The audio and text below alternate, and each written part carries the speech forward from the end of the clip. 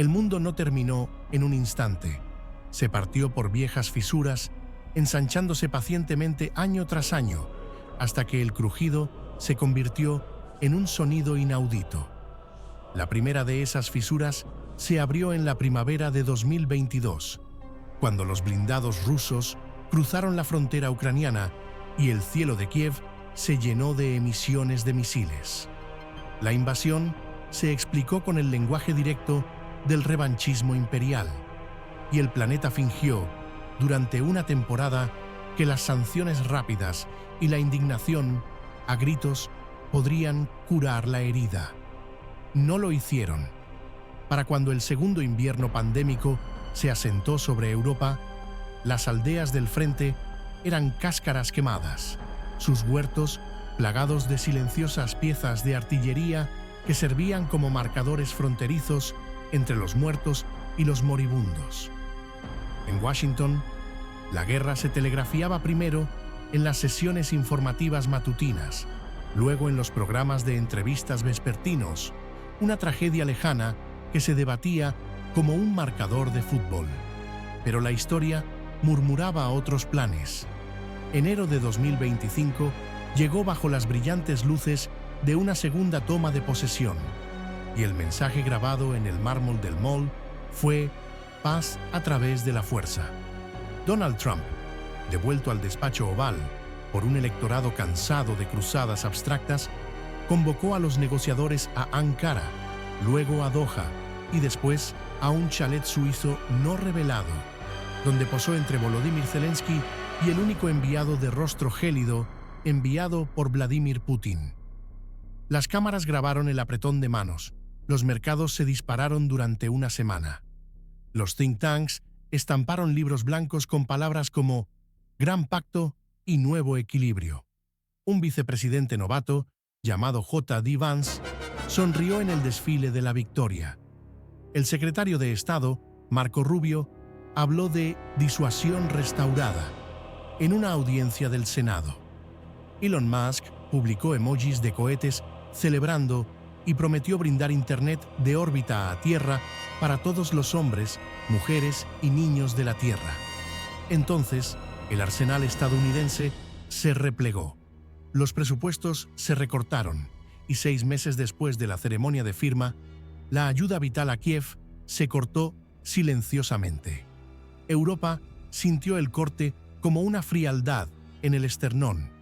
Los gobiernos añadieron ceros a las columnas de defensa, pero los gastaron en discursos.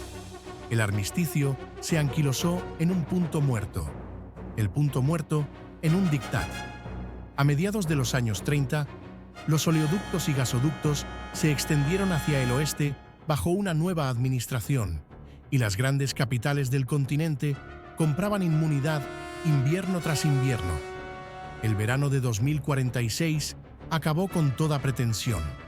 Pilares ultravioleta florecieron sobre el Báltico y sobre las marismas de Mazovia, evaporados en explosiones aéreas destinadas menos a matar que a aterrorizar. Las fronteras se disolvieron de la noche a la mañana. Columnas de blindaje compuesto se abrieron paso a través de campos donde antaño los girasoles miraban hacia Varsovia. Para el otoño, banderas bordadas con el águila bicéfala colgaban de las ruinas de Frankfurt. Los cañones de los rifles descansaban contra el cordón de hierro de la Torre Eiffel, cuyos suaves arcos ahora enmarcaban los puestos de control. Estados Unidos se limitó a sanciones y elegías. La nueva doctrina era la supervivencia a distancia. Al suroeste del continente fragmentado se extendía la península ibérica, y en ese brazo de tierra abrasado, España sobrevivió despojándose de sus antiguos nombres. La lluvia se retiró hacia el norte décadas atrás. El Tajo se convirtió en un camino de la memoria, marcado por estelas de sal. Donde los viñedos se tambaleaban por las colinas de La Rioja, el viento solo doblaba cardos. Acueductos vacíos se desmoronaban bajo lunas polvorientas. En esa extensión, el agua era destino, poder y fe entrelazados, transportada en barriles de polietileno acanalados a través de lo que los mapas alguna vez describieron como provincias. Surgió una red de caravanas nómadas, camiones esqueléticos propulsados por etanol desechado, caravanas de camellos resucitadas de dioramas de museo y columnas de pie cuyas vejigas de cuero chapoteaban con salvación líquida. Entre ellos viajó Iker Sáez de Berruguete. Antes de la caída de las naciones, Iker había leído el cielo para el Servicio Meteorológico Regional Vasco. Hablaba con la calma de barítono de los pronósticos televisados, comparando los frentes ocluidos con bailarines, los enjambres de granizo con perlas lanzadas al aire. Amaba la sobriedad de las isobaras, el secreto de las corrientes en chorro. Cuando las torres de transmisión de Madrid se apagaron, se dirigió hacia el interior con un espectrómetro de bolsillo y una mente que se negaba a rendirse. Ahora lideraba una caravana fluvial de 30 almas, 3 plataformas diésel híbridas y un par de dromedarios de cuello largo obsequiados por comerciantes del Magreb. Llamaban a su columna la culebra, la serpiente, por la forma en que serpenteaba a través de arroyos y túneles de servicio rotos, zigzagueando de ruina en ruina, comerciando con esperanza a raudales. La mañana en que comenzó la verdadera historia, la serpiente bordeaba el cascarón agrietado de Zaragoza. El cielo era una tapa de latón. Espejismos de radiación brillaban en el horizonte como mercurio goteando. Iker caminaba de punta, con un contador Geiger a la cadera, el altavoz silenciado salvo por un suave diodo rojo que parpadeaba cuando el polvo se volvía peligroso. A su lado, Amaya, la cartógrafa de la caravana y su amiga más antigua, caminaba con paso tranquilo, con el cabello trenzado recogido bajo una kefiyeh desteñida por las tormentas de arena. Buscaban un vivero geotérmico abandonado que, según se rumoreaba, albergaba bombas intactas, dispositivos que podían extraer salmuera de cavidades subterráneas para su desalinización. En cambio, encontraron una fisura en la plaza de un suburbio fantasmal. Se abría donde una bomba planeadora hipersónica había rozado la Tierra 20 años antes. La bomba no había detonado, se había excavado. La cavidad que dejó estaba reforzada con una red de carbono, como si la explosión hubiera arrancado la piel de una bóveda secreta. La linterna frontal de Iker proyectaba un cono plateado en la pendiente. 30 metros bajo la superficie, las paredes estaban cubiertas de hilos de fibra óptica que aún brillaban en un silencioso índigo. Bancos de unidades cuánticas se alojaban en bastidores, intactos por los carroñeros que temían la radiación o las trampas militares. Sobre una puerta colgaba una placa medio fundida, Centro Nacional de Observación Orbital, Archivo AEGIR. El emblema mostraba un ojo estilizado sobre el Atlántico. Los archivistas se habían evaporado, pero sus fantasmas persistían en el aire helado que emanaba de conductos olvidados.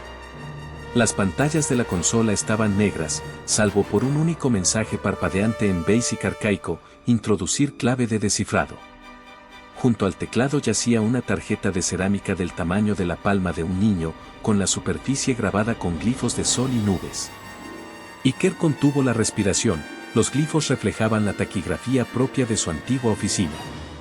Presionó la tarjeta contra el panel de inducción de la consola. Un texto verde onduló. Constelación de satélites Atlas G versión 7.1. Imágenes almacenadas, globales frecuencia, horaria resolución, 0,3 metros. Durante un instante, nadie habló. Entonces, su mente desplegó posibilidades, trayectorias de tormentas sin datos de escombros, contornos de acuíferos bajo tierra reseca, columnas de contaminantes atmosféricos que revelaban corredores de viento. Y lo más preciado, las tenues vetas de niebla estacional que se elevaban desde la cordillera Cantábrica cada tercer equinoccio, niebla que podría condensarse en agua potable si se supiera dónde colocar colectores. Amaya exhaló una sola palabra, mapas. Pero el conocimiento por sí solo no podía mantener viva a una caravana. Los datos del Atlas G estaban empaquetados en cifrado fractal, una red que requería matrices fotónicas especializadas para su renderización en superposiciones visibles. Dichas matrices se encontraban en las ruinas de Valencia, dentro del Instituto Solar de Defensa Avanzada, un sitio rodeado de drones de combate autónomos cuyos conjuntos de sensores no se habían desconectado desde el incendio de París. Los drones volaban trazando circuitos a lo largo de lo que los lugareños llamaban la falla, un corredor de 60 kilómetros de ancho donde los viñedos quemados se encontraban con las cenizas del bosque catalán. Imponían una doctrina más antigua que la ocupación, negar a los adversarios las herramientas de la visión. La ironía de la historia no pasó desapercibida para Iker. Para recuperar el cielo, tendría que atravesar un enjambre nacido de la traición de ese mismo cielo. Esa noche, la caravana acampó al abrigo de un viaducto derrumbado, cuyos pilares estaban pintados con la heráldica descascarada de milicias disueltas hacía tiempo. Las linternas brillaban con un brillo ámbar tras una tela opaca. Los niños que los acompañaban, 8 en total, se dormían con historias de ríos que antaño cantaban bajo puentes de piedra. Afuera, Iker y su círculo de ancianos estudiaban minuciosamente el manifiesto de datos impreso de la bóveda, con líneas de latitud y longitud que se desplazaban como salmos. Hablaban en voz baja, para que los micrófonos enterrados entre los escombros no captaran la cadencia de la esperanza humana. «Necesitamos un camino fantasma», dijo Amaya, recorriendo con un dedo enguantado un mapa regional desgastado. «Una fisura en su cobertura, o un vacío en el ciclo de la batería». «Almacenan energía solar», respondió Martín, el mecánico con las mangas negras por la escritura sobre aceite de motor. «Paneles en cada ala.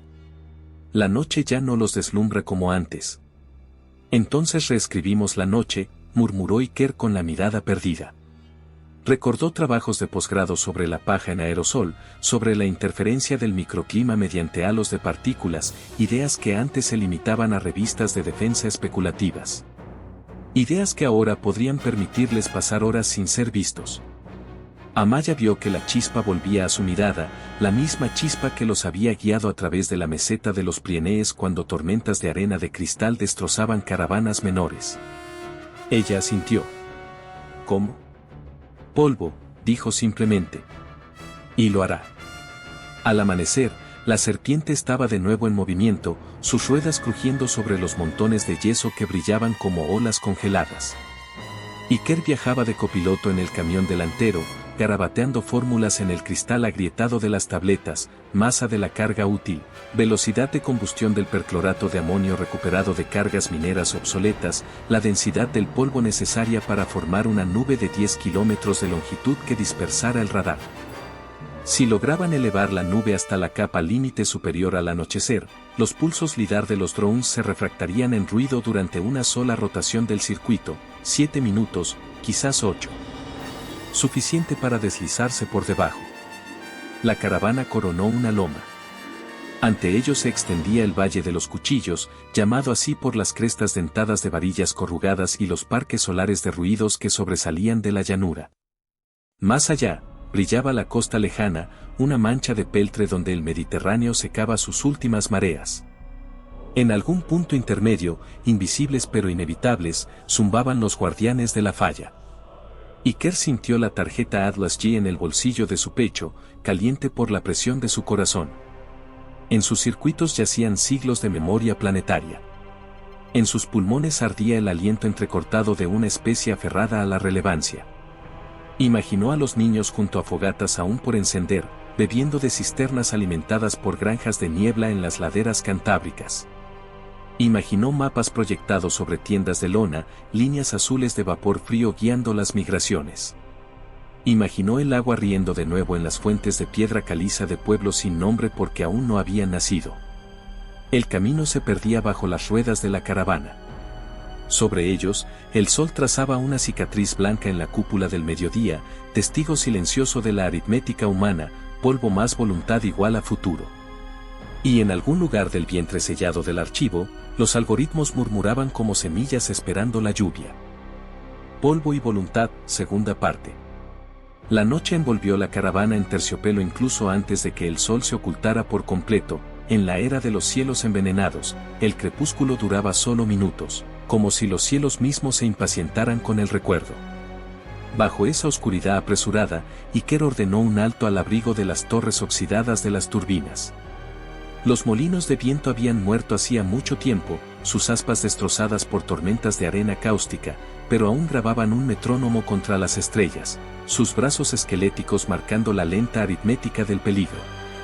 A la sombra de aquellos centinelas en ruinas, la serpiente se convirtió en un taller.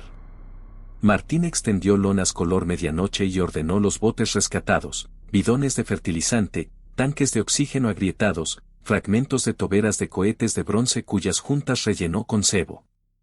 Los niños trajeron trozos del tamaño de un puño de pigmento de pintura vieja para carreteras, dióxido de titanio molido hasta convertirse en un polvo fino y pálido que antaño iluminaba las marcas de los carriles bajo el tráfico navideño. Ahora serviría de velo contra las fieras miradas de las máquinas. Amaya se arrodilló junto a una escotilla de servicio derrumbada, extrayendo hilos de cobre de memoria de un escáner de peaje autónomo.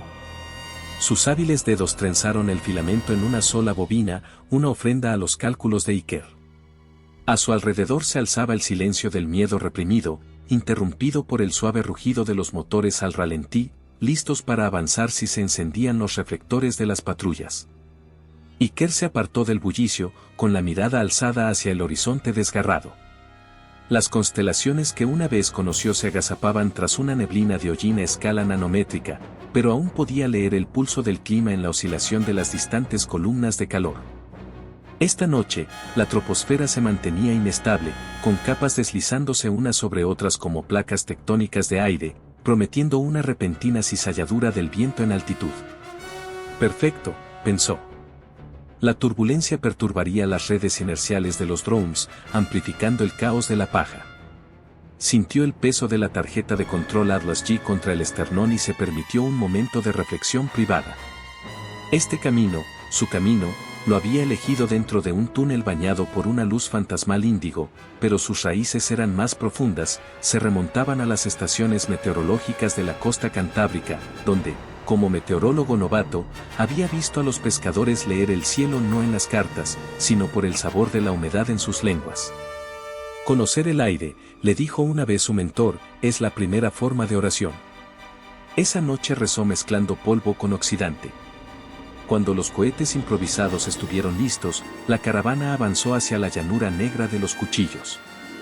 Las hileras de cultivos, irreconocibles desde hacía tiempo, cortaban surcos superficiales que hacían rebotar los camiones como botes en la marisma. Los camellos gemían, sus largas patas abriéndose paso entre los cristales rotos que brillaban verdes a la luz de los faros. Nadie hablaba más allá de un murmullo. En estas latitudes, el sonido viajaba como chismes a los guardianes con alas de acero. Poco después de medianoche, alcanzaron las coordenadas que Amaya había cartografiado, un arroyo poco profundo orientado de este a oeste, con flancos lo suficientemente altos como para ocultar las señales de los destellos. Martín enterró 3 cohetes en fosas escalonadas, sobre ellos, Iker roció la mezcla de pigmento y viento, un sacramento de opacidad. Conectaron las espoletas a una pila de reloj rota y se arrastraron de vuelta al barranco. 7 minutos, susurró Martín, con la mano sobre el detonador. Si el viento aguanta. Iker besó los nudillos de aquella mano ennegrecida por la grasa, un viejo gesto vasco de suerte prestada, y apretó el gatillo. El silencio se rompió en un rugido blanco. Los cohetes lanzaron chorros ascendentes de polvo incandescente que se extendieron, florecieron y se fragmentaron en miles de millones de motas, cada una apenas más pesada que un suspiro. En lo alto, los drones de vigilancia emitían advertencias a través de una malla cifrada: partículas inesperadas, firma desconocida, horizonte falso. ¿Sus cerebros de IA repasaban los manuales de estrategia, prueba de armas químicas?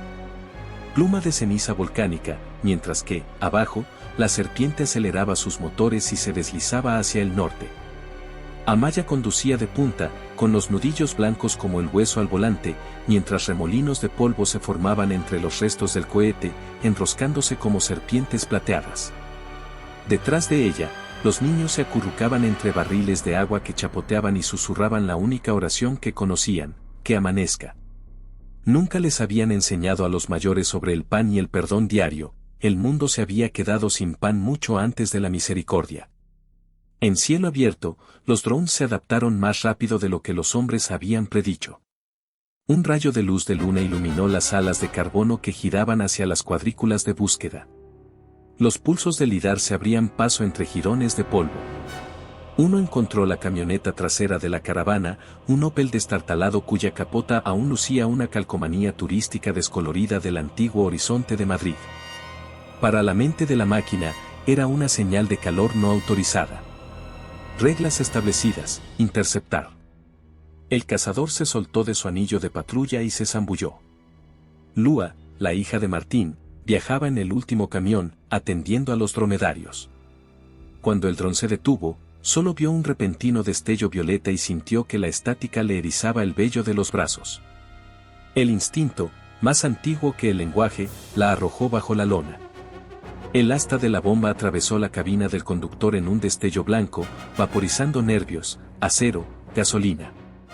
Un trueno resonó en el desierto y la noche olió al instante a clavo quemado y grasa de eje. El camión se dobló, se desvió hacia un lado y se volcó en un espasmo de llamas. El Kanban no se detuvo. No podía. Sobrevivir exigía una brutalidad que aún tenía sabor a traición. Iker vio cómo la bola de fuego se reducía en el retrovisor de su taxi y grabó el dolor en los huesos, guardándolo para más tarde, para la luz del día en que pudiera convertirlo en canciones de duelo. Ahora conducía. Los minutos transcurrieron. El velo de polvo se diluyó hacia la estratosfera, desintegrándose bajo la cizalladura de las corrientes en chorro. Pero la serpiente había cruzado la falla. A lo lejos, bajo la luz de las estrellas, se alzaban las afueras de Valencia, un campo de torres antaño revestidas de cristal, ahora azotadas por el sol y las cicatrices de las balas, aún magníficas en ruinas. Más allá de esas colmenas se encontraba el Instituto Solar de Defensa Avanzada. Dejaron los camiones ocultos en un aparcamiento destartalado, medio devorado por la duna. Desde allí, la aproximación sería a pie, serpenteando entre grietas de hormigón derrumbado donde las varillas corrugadas se arqueaban como venas expuestas. Iker llevaba la tarjeta Atlas G en una caja forrada de plomo colgada del pecho. Amaya alzaba una bobina de cobre y un transmisor pirateado, mitad repetidor, mitad señuelo. Martín cargaba al hombro una sierra de corte sin llama. Lua, cubierta de humo pero silenciosa, caminaba a su lado sin una lágrima. Renata los escoltó, una de las silenciosas anomalías de la caravana, una ex ingeniera electro-óptica cuyas retinas aún conservaban tenues cicatrices reticulares de un accidente de fabricación. Renata ahora veía los colores de otra manera, el infrarrojo brillaba en los bordes, el ultravioleta se extendía sobre el metal como escarcha. Esto la hacía irreemplazable para evitar cables trampa invisibles a los ojos normales. Los guió a través de la ciudad cadáver bajo una luz fantasmal, con señales nítidas contra el fondo de puertas rotas. En un vestíbulo superior, se detuvieron para observar cómo los reflectores paramétricos se reflejaban en el horizonte como dedos pálidos. La luz era demasiado regular, demasiado lenta, no eran drones, sino observadores tripulados, infantería de ocupación que utilizaba reflectores soviéticos sobrantes montados en clones de un B. Los rusos y sus auxiliares aún mantenían una guarnición alrededor de las instalaciones de investigación, temerosos de que entre los escombros se escondieran armas que habían pasado por alto. Esto significaba que los drones no eran los únicos depredadores. Iker observó a los supervivientes, pensando en curvas de probabilidad. Somos menos de los que se esperaban al amanecer, dijo. Y el amanecer nunca pide permiso, respondió Amaya. Siguieron avanzando hasta que el aire empezó a tener un sabor a sal proveniente de las planicies mediterráneas. Por fin, el instituto apareció a la vista, una torre triangular de hormigón armado cuya cara sur había estado revestida con una fina capa de vidrio fotovoltaico. La mayoría de las ventanas estaban cubiertas de telarañas, un disparo de mortero había abierto un cráter en el nivel 10. Sin embargo, las turbinas del tejado giraban, alimentando electrones con una función secreta en el interior. Renata les indicó que se acercaran tras una escultura derribada de un sol fractal. La fibra óptica sigue viva, susurró, señalando un cordón umbilical que se desvanecía bajo tierra. El calor lo envolvía como un aliento, la energía seguía fluyendo. Eso era a la vez un milagro y una amenaza. Irónicamente, entrar requería menos habilidad que silencio. La explosión que destruyó el nivel 10 había roto las puertas de seguridad de un pozo de mantenimiento. Martín cortó los cerrojos restantes mientras Lua vigilaba con un rifle recuperado. Dentro, los pasillos olían a ozono y algas secas, evidencia de estanques de refrigeración secos desde hacía tiempo. Filas de racks de servidores, medio destrozados, bordeaban un atrio abierto al cielo. Aquí y allá, los LED parpadeantes de espera brillaban como velas votivas en una catedral profanada. Los conjuntos fotónicos que necesitaban estarían sellados a mayor profundidad, bajo la línea de flotación de viejos laboratorios. Reinaba el silencio, salvo por el zumbido distante de los generadores de emergencia. Cualquier ruido más fuerte podría convocar drones o soldados, así que se comunicaban por gestos. Renata abrió con llave una caja con forma de sarcófago, estampada con el logo de un sol radiante. Dentro yacían obleas de vidrio reticulado, procesadores fotónicos capaces de coreografiar el cifrado Atlas G. Amaya exhaló. Iker alargó la mano para levantar la primera oblea, conectándose a la placa del suelo para eliminar la estática, y luego la deslizó en una cuna de choque. Como todos los milagros, el momento exigía un precio. Un silbido abrasador dividió la penumbra, una reliquia acústica, activada quizá por vibración, quizá por el polvo depositado en un sensor óptico. Cualquiera que fuera la causa, el efecto se extendió por la estructura del edificio y se extendió hacia la ciudad dormida. Iker se estremeció al ver las luces estallar en lo alto, primero luces estroboscópicas amarillas de emergencia, luego un pulso blanco que codificaba su posición en lenguaje drone. Renata gritó, ahora con palabras reales, susurros que destrozaban el pánico. Tiempo. Afuera, los rotores despertaron. La noche se llenó del rugido de avispa de los motores, que oscilaban entre la espera y el ataque. Iker cerró de golpe la caja de la oblea y la sujetó a su arnés. 2 salidas, ladró. Una, bajando por los túneles de enfriamiento bajo el malecón, la otra, de vuelta por donde vinieron. Martín eligió los túneles, había posibilidad de colapso, pero no cielo abierto. Amaya cogió una pistola de bengalas, la cargó con una bala de magnesio y disparó a través de un agujero en el techo. Una furiosa floración blanca floreció, las cámaras se quemaron, los fotodiodos se sobrecargaron, dándoles quizás 30 segundos de latido. Ellos corrieron. Los pasillos se convirtieron en túneles de viento, las ondas de presión del rotor arrasaron el cristal tembloroso mientras los drones intentaban entrar. El rifle de Lua ladró una vez, luego se atascó, lo arrojó a un lado y arrastró un conducto de energía suelto, activando los sensores, de modo que ráfagas de electricidad se arquearon por los pasillos en redes letales. Chispas iluminaron sus ojos, no aminoró la marcha. Una escalera se derrumbó bajo las granadas de conmoción, giraron a la izquierda hacia una galería de mantenimiento cubierta de algas ultravioleta. Un dron se deslizó por la brecha tras ellos, rozado por los rebotes del fuego cruzado, se deslizó sobre baldosas mojadas y detonó contra una columna de soporte, cubriendo a los fugitivos con fragmentos de fibra de carbono. La metralla le cortó el antebrazo a Renata, brillantes arcos arteriales trazaron fugaces grafitis en la pared. Iker se arrancó una tira de la manga y detuvo el flujo sin dejar de moverse, cada paso era una apuesta arriesgada. Al bajar un nivel más, el plano del piso coincidía con los recuerdos almacenados en el cerebro de Iker, enrejado por el clima. Este fue en su día el centro de fluidos de datos, donde los circuitos de refrigerante conducían a la toma subterránea de agua de mar. Si esas tuberías aún existían, podrían escupirlas a 2 kilómetros al sur del instituto, más allá del cordón de exclusión aérea de los drones y a una distancia ilusoria de sus camiones. Cerró la escotilla con llave, desbloqueada por una sobrecarga de energía, y el grupo se deslizó hacia un pozo vertical que apestaba a cobre corroído y percebe. Los peldaños de la escalera, oxidados hasta los bordes afilados, amenazaban con pelar la piel, pero la supervivencia postergaba el dolor. Descendieron a la oscuridad donde solo la sangre de Renata dejaba calor en el metal. En la base del pozo, Martín encendió una varilla química, una luminiscencia verde se extendió por la curvatura interior del tubo, revelando una unión sellada por una compuerta de presión. El voltaje aún alimentaba los servos. Amaya accionó la palanca manual con su palanca, los vacíos silbaron, la compuerta chasqueó y entró un aire salobre, teñido de algas podridas. Más allá, El agua, hasta las rodillas, se dirigía a los tanques de salida. Avanzaron, preparándose para la succión de la marea.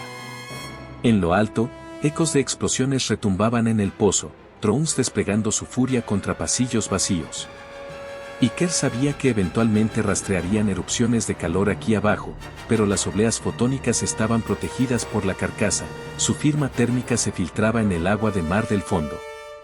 Por ahora, el anonimato regresó.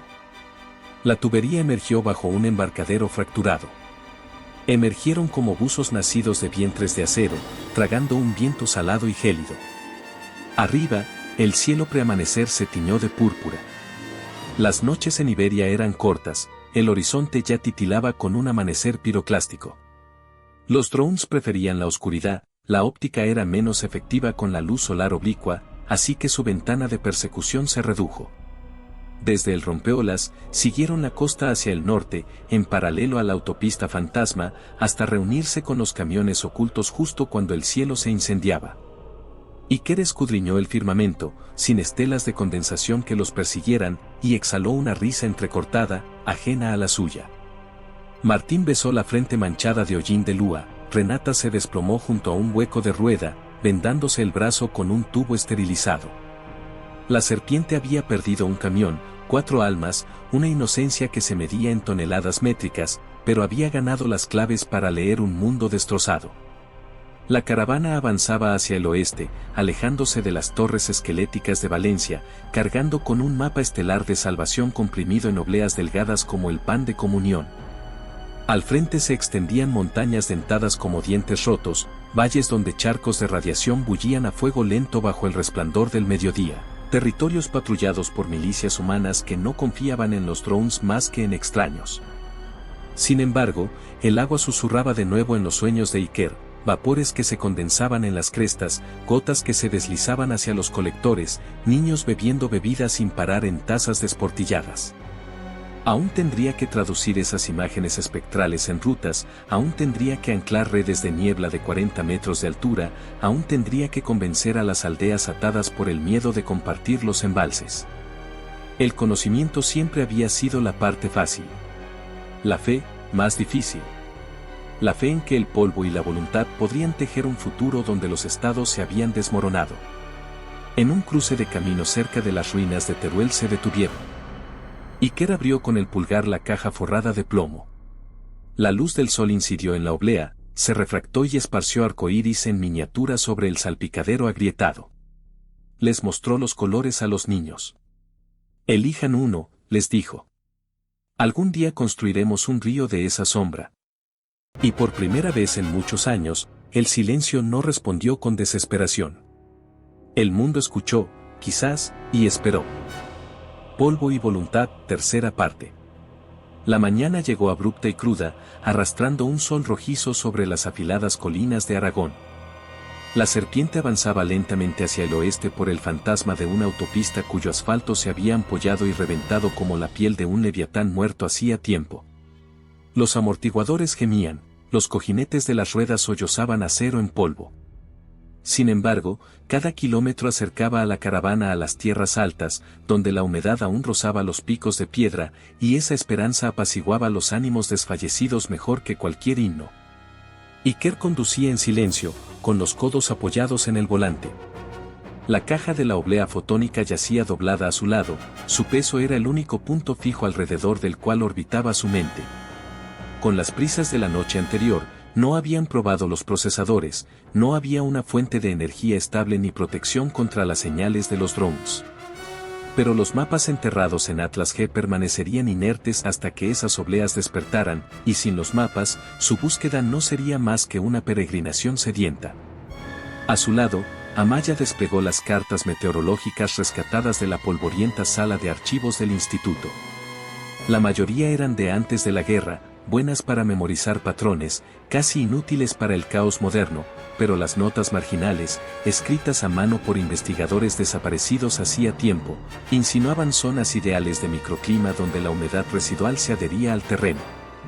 Una nota mencionaba una anomalía de presión sobre la falla de Belchite que expulsaba aire cálido cada anochecer de otoño, generando niebla superficial. Iker trazó las coordenadas, bordearían esa zona al anochecer si los motores no fallaban. De vez en cuando, la voz de Lua crepitaba por la radio de corto alcance, un informe tenso del vehículo de cola, dromedarios tranquilos, radiador reparado, Renata descansando. Martín iba de copiloto detrás de ella, reacio a dejar a su hija tan pronto después de la tormenta de fuego que se llevó el cuarto camión. Todos sabían que el convoy tenía que avanzar como un solo pulmón, la pérdida de cualquier pieza podría provocar una asfixia colectiva. A media tarde, el terreno se inclinaba hacia arriba, formando pliegues de pizarra ocre. Los valles se estrechaban, canalizando el viento que silbaba a través de los viaductos destrozados como un coro de duelo. Fue allí, entre muros de contención medio de ruidos, donde apareció la primera señal de otros humanos, una señal de tráfico carbonizada, pintada con aerosol con un emblema de trigo y las palabras guardia de la cosecha, tributo o sangre. Amaya frunció el ceño. Guardia de la cosecha. Creí que se habían dividido tras la hambruna del Ebro. El miedo rara vez se disipa, respondió Iker. Redujo la marcha, con el motor rugiendo, y los camiones siguieron avanzando lentamente. La emboscada aguardaba 5 kilómetros más adelante, donde los acantilados de arenisca reducían la carretera a un solo carril. Una trilladora de grano oxidada yacía volcada sobre el asfalto, con los dientes del rotor picados, pero aún en mal estado. Al frenar el camión que iba en cabeza, media docena de figuras emergieron de las sombras de la alcantarilla, con chalecos antibalas acolchados con maquinaria agrícola y rifles ensamblados con excedentes de los años 70. Sus rostros estaban quemados por el viento, con los ojos ocultos tras gafas de soldador. El más alto dio un paso al frente, con la escopeta en la mano. «Servicio de agua», gritó en un español con tintes catalanes. 12 litros por eje para un viaje seguro. Su mirada se fijó en la caravana de camellos y se iluminó de codicia. «Y una bestia». Iker bajó de la cabina con las palmas en alto. «Llevamos agua para el comercio», empezó con tono mesurado. «Pero también llevamos conocimiento que puede llenar 1000 cisternas. Compartámoslo». El centinela rió, un sonido breve como el de piedras cayendo a un pozo. El conocimiento nunca calma una garganta. Hizo un gesto y un segundo guardia destrozó el retrovisor con la culata de su rifle, el crujido resonó entre los acantilados. Amaya se deslizó por la puerta del pasajero, con la bobina de cobre sobre el hombro brillando como una serpiente. «Entonces quizá valores la luz», dijo, y pulsó un interruptor oculto en un condensador improvisado. Un rayo se disparó desde el extremo de la bobina hacia el casco del trillador, chispas blancas se extendieron sobre el óxido. Los guardias retrocedieron, sus palabrotas se tragaron el chisporroteo del ozono. «Destello de plasma», mintió Amaya con suavidad. «El siguiente pulso va del hueso al corazón». Las gafas del líder ocultaron su cálculo. Instantes desbocados, espesos como resina, antes de que sacudiera la barbilla. 3 litros por eje, ni un solo camello. Conserva el conocimiento. Adelante. La trilladora fue arrastrada a un lado por fuerza. Mientras el convoy pasaba lentamente, los niños miraban con los ojos abiertos a los soldados espantapájaros hasta que el polvo del camino los borró como figuras de tiza bajo la lluvia. El crepúsculo cubría la sierra cuando la serpiente llegó a la presa de El Echago. El embalse que se encontraba detrás se había vaciado hacía tiempo por las grietas causadas por los bombardeos, dejando el arco de hormigón varado sobre una cuenca de maleza y varillas de refuerzo tragadas. Sin embargo, 2 de las turbinas hidroeléctricas originales permanecían intactas, con sus carcasas salpicadas pero intactas, y un fino hilo de agua de manantiales subterráneos aún hacía girar las aspas. Era energía frágil, pero energía al fin y al cabo. Iker eligió la presa como su laboratorio. Martín y Lua levantaron un cortavientos de chapa ondulada alrededor de la sala de turbinas, soldando placas bajo acetileno titilante robado de un depósito de tractores junto a la carretera. Renata desvió los interruptores corroídos, dirigiendo la energía a un inversor recuperado. Cuando la aguja del indicador vibró por encima de 0, saludó al indicador tembloroso con su mano sana, un pequeño brindis desafiante. Dentro de un nicho de almacenamiento, despejaron un banco de nidos de pájaros y atornillaron el conjunto de obleas fotónicas a un marco amortiguador fabricado con resortes de suspensión. Iker insertó la tarjeta Atlas G en el zócalo principal. Durante un instante, no ocurrió nada. Luego, un ventilador zumbó y una HoloLente se encendió, proyectando tenues esquemas verdes sobre la pared de hormigón agrietada. Los datos se desplegaron como código genético, capas espectrales de Iberia, cosidas hora a hora a lo largo de décadas. Los lechos secos de los ríos brillaban índigo, los acuíferos enterrados latían azul marino, la humedad del cielo relucía en corrientes esmeralda translúcidas. Renata jadeó a pesar suyo. Hay más agua en los huesos de esta tierra que en su piel, susurró. Pero la renderización se trababa, los fotogramas se congelaban y luego saltaban. Flujo de energía. El flujo de la turbina era insuficiente para ciclos completos de descifrado. Necesitaban condensadores lo suficientemente grandes como para amortiguar las sobretensiones, o un segundo generador. Martín maldijo en voz baja, había visto bóvedas de transformadores cerca de la base de la presa, semisumergidas en sedimentos, pero recuperarlas significaba excavar en la cámara de eco donde cualquier ruido podría rebotar a las patrullas nocturnas. Amaya propuso una alternativa: extraer la energía cinética de los barriles de agua que descendían, contrapesados sobre poleas que antaño se usaban para elevar a los equipos de mantenimiento. Cada gota alimentaría bobinas inductivas recuperadas de los frenos de los ascensores. Sería rudimentario, pero las noches allí eran largas, al amanecer podrían acumular suficiente carga para estabilizar la decodificación reticular. Mientras Martín y Lua iniciaban el montaje de poleas, Iker y Renata volvieron a la pantalla holográfica, capturando imágenes estáticas de las superposiciones más prometedoras. La incidencia de la niebla a lo largo de la cordillera Cantábrica, zonas de condensación de rocío sobre dolinas de caliza, una mancha de cobalto que indicaba un lago subterráneo sellado bajo minas de yeso derrumbadas al este de Burgos. Si pudieran verificar al menos 2 de estos puntos de datos, la caravana podría trazar una cadena de granjas de humedad que se extendería cientos de kilómetros, un río de cielo. Afuera, los niños subían barriles llenos de piedras por la escalera de servicio, mientras el lento himno de la gravedad hacía girar los engranajes. Las motas de polvo danzaban a la luz de las farolas como galaxias en miniatura. El primer ataque se produjo 3 horas antes del amanecer. Un disparo de fusil rompió el silencio, haciendo saltar una astilla de la puerta de la sala de turbinas. Las alarmas, latas toscas en cuerda tensa, resonaron. Iker se lanzó sobre el holograma, protegiendo las obleas con su cuerpo mientras la lente se apagaba. Las radios emitían gritos superpuestos, la guardia de la cosecha los había seguido, guiada por un viejo dron de observación ruso que habían capturado y modificado para rastreo térmico. Las balas rebotaron en el hormigón, las cuerdas de camellos rugieron, los niños se dispersaron tras los pilares de contención. Martín desencadenó una bengala de magnesio que bañó el desfiladero con un brillo blanco fantasmal, destrozando las miras nocturnas. Amaya soltó un par de bombas de humo improvisadas, botes de fertilizantes químicos que formaban nubes amarillas asfixiantes con el viento del valle. A cubierto, Lua y 2 adolescentes mayores formaron una línea de escaramuza con carabinas oxidadas. Pero la guardia era numerosa. Figuras se dispersaban por el aliviadero, siluetas envueltas en humo, disparando en ráfagas disciplinadas. Un rebote atravesó un barril de agua y desperdició litros preciosos. Otra bala destrozó el parabrisas del camión que iba en cabeza. Iker se arrastró hasta el umbral, con el corazón latiendo tan desbocado como los engranajes de una turbina. Contó los fogonazos y calculó los ángulos. Las compuertas de la presa, aunque deformadas, seguían conectadas a una palanca de liberación de emergencia alojada en un pequeño búnker de control en medio del arco. Si conseguían accionar la palanca, la tensión acumulada en el resorte podría hacer caer las compuertas y desatar el goteo del embalse en un torrente repentino, no suficiente para inundarlo, pero sí para camuflar la retirada entre la masacre y los escombros.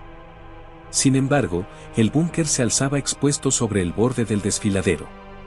Renata se ofreció primero, pero la pérdida de sangre la había dejado tejiendo.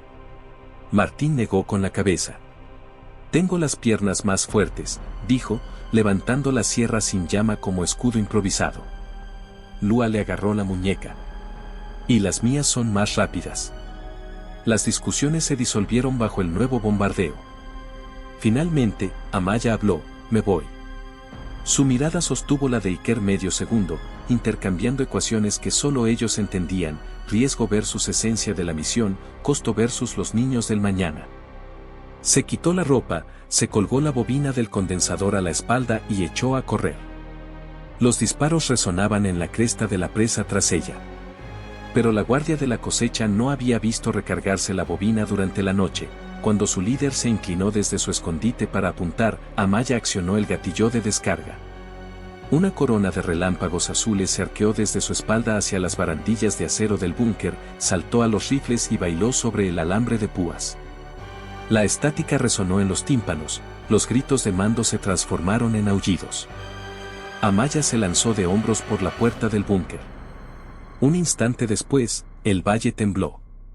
Engranajes oxidados, paralizados por la conmoción, se convulsionaron.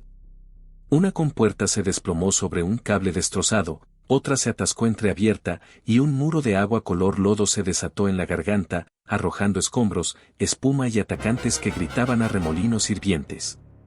Dentro de la sala de turbinas, Iker gritó pidiendo evacuación. Lua metió a los niños en los camiones restantes. Martín aceleró los motores, las llantas escupiendo grava mientras el convoy retrocedía cuesta arriba por un acceso de mantenimiento no más ancho que un camino de carretas mineras. El desfiladero se llenó de una catarata rugiente, troncos que caían y cascos de la guardia de la cosecha girando como lunas muertas. Amaya emergió de la niebla, con la cara manchada de aceite y un hombro medio entumecido por el contragolpe del condensador. Iker la arrastró hasta la cabina mientras Martín pisaba a fondo el acelerador. Tras ellos, la presa croaba como una bestia moribunda, con su esqueleto finalmente destrozado por décadas de tensión y la violencia de la noche.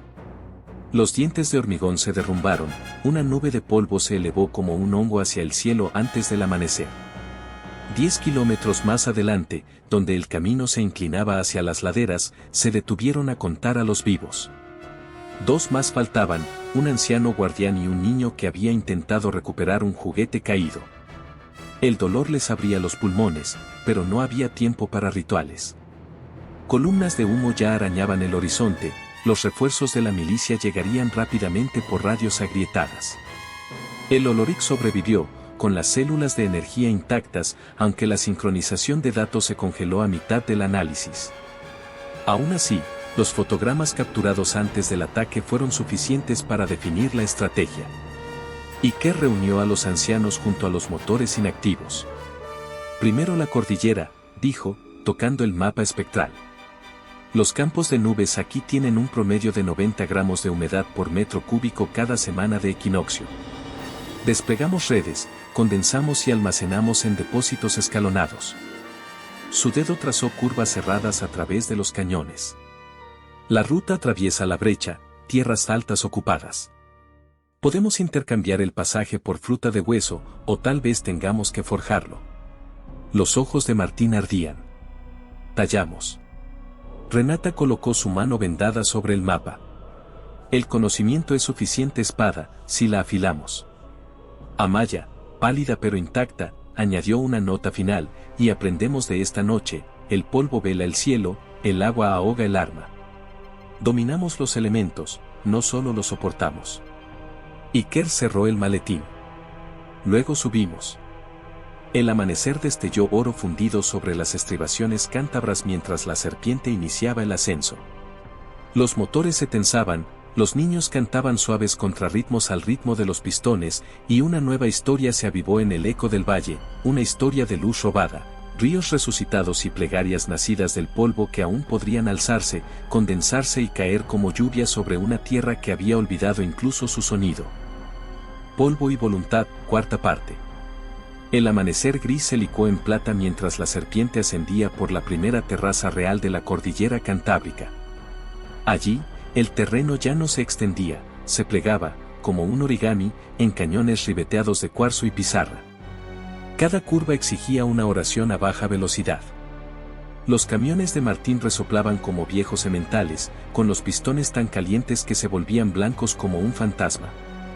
De vez en cuando, los niños tenían que caminar delante, cargando mochilas al hombro para aligerar los ejes, con los pies descalzos resbalando sobre el basalto cubierto de escarcha. Sin embargo, a cada metro ganado, el aire sabía menos a ceniza y más a posibilidad, un fuerte olor a hierro de altitud bañado por una niebla fantasmal. Habían pasado 3 días desde el Echago. La presa yacía a sus espaldas, en una cuna de hormigón pulverizado y una certeza abrasada. Habían dormido en oquedades de canteras y capillas de alcantarillas, y cada amanecer revelaba nuevas heridas, una fuga de refrigerante, una bolsa de eje rota, la fiebre de Renata por la metralla sin tratar. Aún así, seguían escalando. Entre acantilados, la holograve del Atlas G proyectaba auroras de acuarela sobre lonas por la noche, guiándolos hacia la cresta de la cordillera, donde la niebla estacional fluía como ríos fantasmales bajo la trayectoria de los vientos del oeste. Si los modelos eran correctos, los recolectores de condensación podrían florecer allí como huertos plateados, captando suficiente humedad cada semana de equinoccio para sembrar embalses ladera abajo durante medio año. Pero la cresta no quedó libre. Mucho antes de la ocupación, los pueblos mineros de la zona habían vivido y muerto gracias al hierro. Cuando las fronteras se disolvieron y los valles ardieron, los supervivientes se refugiaron en túneles que recorrían la cordillera. Se hacían llamar los herederos, reclamando la custodia de cada onza de mineral y cada bocanada de aire de montaña. Los exploradores herederos pintaron sigilos en el pedregal y colocaron alarmas de cuerdas de guitarra. Sus intrusiones eran anunciadas por notas lastimeras que se perdían en el viento. La serpiente entonó una de esas canciones al anochecer del 4.º día. Un solo acorde reverberó valle abajo, leve y triste. Amaya se quedó paralizada a medio paso, con la bobina de cobre balanceándose sobre sus hombros. En el silencio que siguió, Iker sintió que la montaña inhalaba. Entonces llegó la respuesta, 5 notas, lentas, descendentes. Los herederos escuchaban. Encontraron a los emisarios en un saliente de piedra caliza donde los montones de escoria parecían olas congeladas. 2 figuras emergieron, con los rostros protegidos por medias máscaras hechas con viejos visores de soldador. Llevaban antiguas carabinas Mauser colgadas a baja altura, más ceremoniales que letales. Una voz de mujer se deslizó tras el visor. Viajeros, anuncien su sangre y su propósito. Iker dio un paso al frente con las palmas abiertas. Llevamos agua, no guerra. ¿Agua? Repitió el segundo emisario, un joven con el pelo color pizarra. Solo existe la reticencia del cielo. Pretendemos reescribir esa reticencia, dijo Amaya, abriendo la lente holográfica. Proyectó un códice de corrientes de humedad sobre la pared del acantilado, azules y verdes brillantes danzando sobre la piedra cruda. Los emisarios se quedaron atónitos, la mujer trazó un remolino espectral con un dedo enguantado, como si estuviera probando la temperatura de la fe. Aún así, el asombro por sí solo no podía doblegar la política. Nuestros túneles protegen los pasos altos, dijo al fin. Los drones rara vez los atraviesan. Pero los suministros son escasos. Muéstranos lo que tu conocimiento puede generar, y quizás la montaña abra una veta. Las negociaciones se desarrollaron en un lenguaje de escasez. Los herederos garantizarían a la caravana un paso seguro hasta el Puerto del Viento, una colina donde la niebla se condensaba como rocío sobre el cristal. A cambio, la mitad de la cosecha de la primera temporada fluiría a sus cisternas. Después, los términos de renovación se definirían según los resultados del horizonte.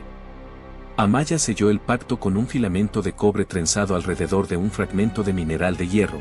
Los herederos ofrecieron una bolsa de antibióticos en polvo para Renata y un mapa de bifurcaciones de túneles seguros. Esa noche, la serpiente acampó en una caverna cuyo techo relucía con pirita cruda. La fiebre de Renata cedió bajo la mordedura del polvo antibiótico. A la luz de la linterna, recalibró las obleas fotónicas, enrutando los sectores redundantes para sortear las puertas dañadas.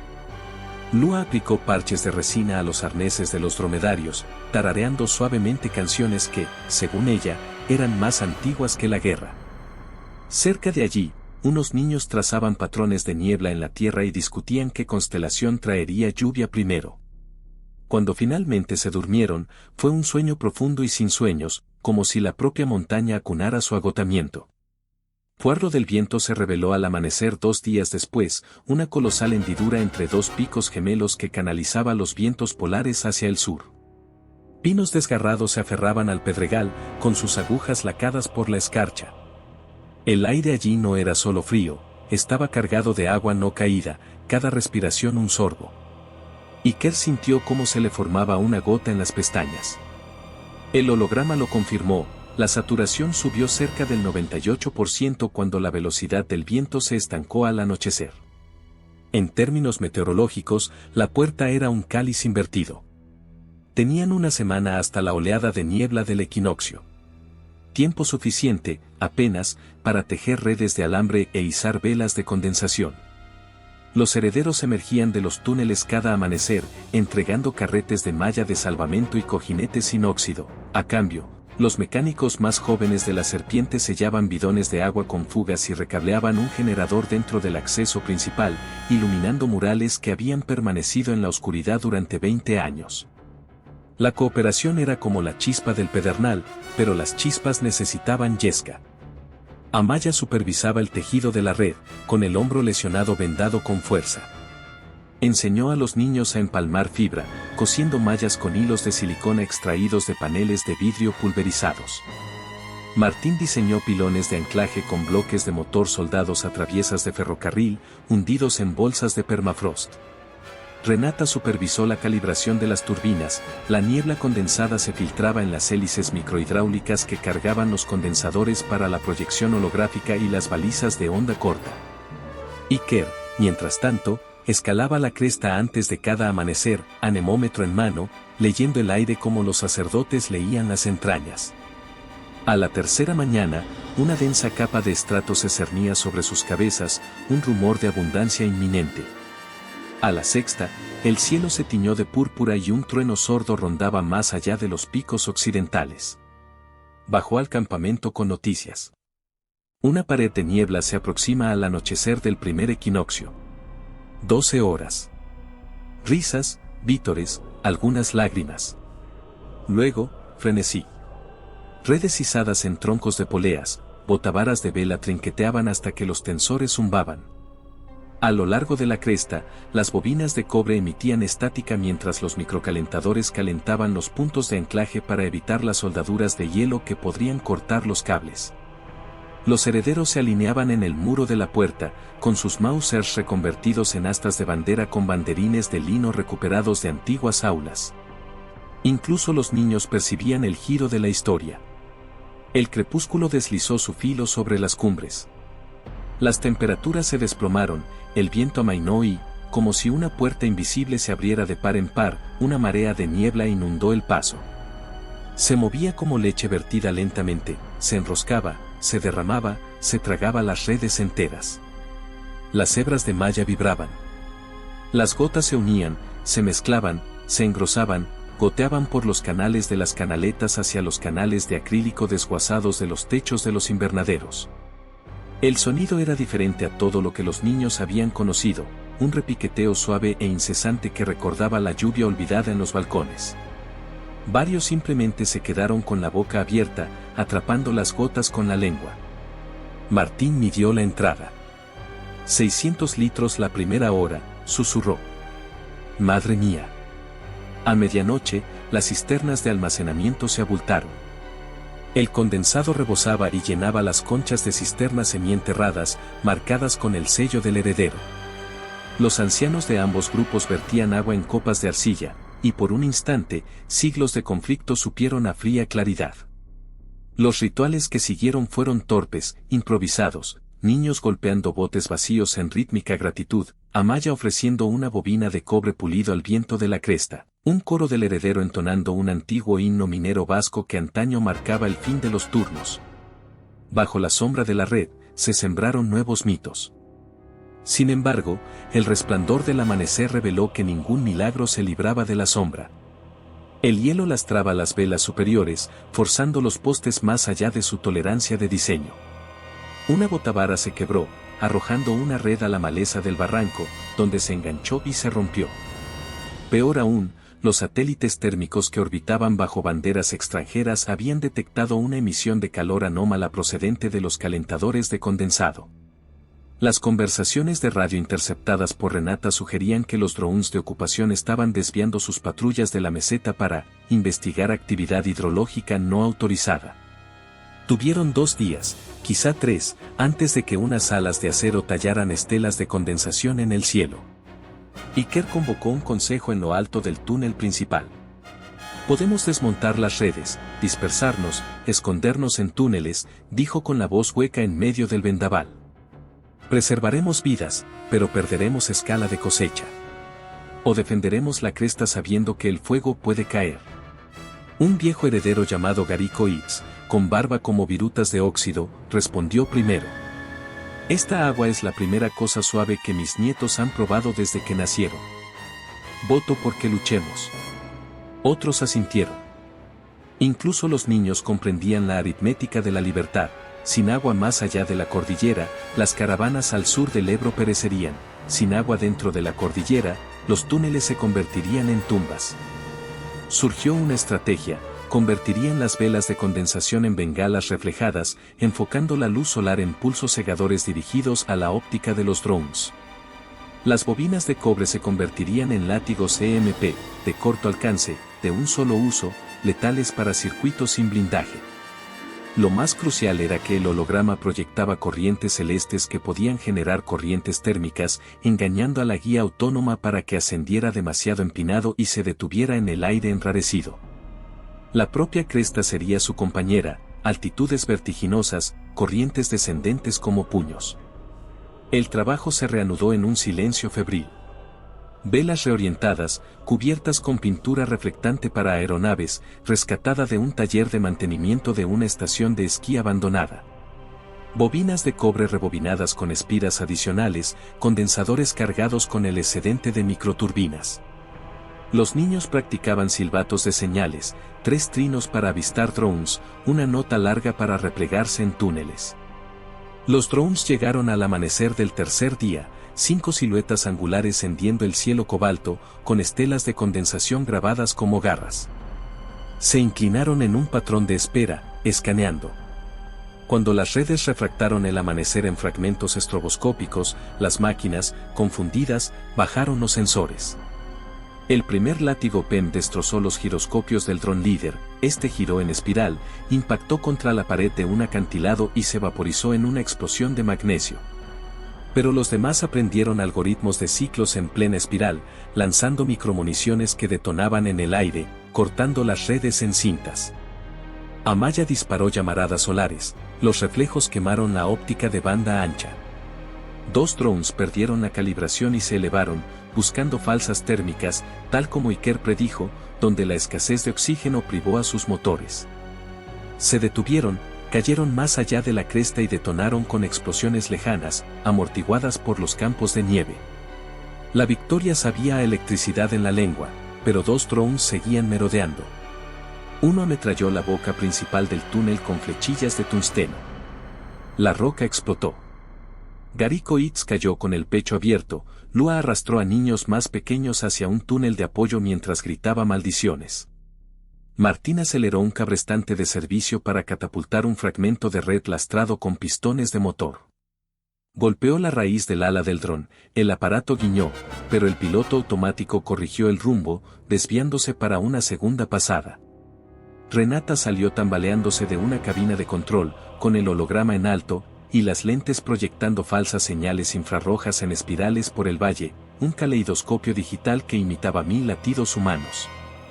La matriz de amenazas del dron se sobrecargó, marcó cada píxel como objetivo y dudó. Ese suspiro de duda fue suficiente para Iker, quien lanzó una bobina con condensadores directamente al vientre de la bestia. Un rayo soldó cobre a fibra de carbono, los circuitos se transformaron en plasma. El dron se desplomó como una marioneta con las cuerdas cortadas, estrellándose a metros de la cisterna más cercana. El último dron permaneció en altitud, fuera del alcance de los pulsos electromagnéticos, cambiando de ataque a retransmisión, transmitiendo señales en directo a activos orbitales que harían llover justicia con misiles en cuestión de minutos. Las opciones se redujeron a volar o audacia. La audacia ganó. Amaya corrió cuesta arriba con un lanzabengalas recuperado, trepando por la piedra resbaladiza hasta llegar al brazo más alto, aún intacto. El viento le desgarraba el abrigo, los cristales bajo cero le raspaban la piel en carne viva. Cargó la bengala, roja de socorro, y luego ajustó la lente robada del sistema óptico de un dron, instalando un designador láser improvisado. Si lograba aumentar la señal térmica del dron con la bengala mientras lo controlaba a su propio algoritmo de puntería, la máquina podría corregir su trayectoria directamente hacia la ladera de la montaña. Abajo, el corazón de Iker latía con fuerza, pero su voz permanecía tranquila por la radio. Ángulo 2 grados este, deriva térmica 15%. Recibido, pastor del cielo, respondió con voz suave. Los gatillos de la bobina estaban en su cintura. Esperó mientras el dron se inclinaba, como un depredador metálico atraído por el reflejo de su propio sensor. Cuando se elevó sobre sus cabezas como una espada, disparó. La bengala se encendió de un color escarlata, colimada por la lente, en una lanza de luz que atravesó el conjunto del dron.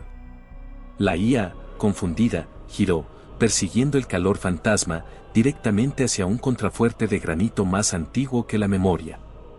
La bola de fuego del impacto pintó el amanecer de un carmesí apocalíptico, los escombros llovieron como nieve tóxica. El silencio se cerró de golpe. Durante un largo rato, nadie se movió, como si el sonido mismo estuviera aturdido. Entonces empezó un hilito, suave pero innegable. Las redes, aunque destrozadas, aún derramaban agua en los canales. El viento de la cresta susurraba sobre las barreras rotas como si aplaudiera. Primero aparecieron los niños, con la mirada perdida, seguidos por los ancianos con las rodillas temblorosas. Se congregaron donde yacían los fragmentos de ala de carbono, los tocaron con incredulidad y luego miraron al cielo, ahora limpio de acero.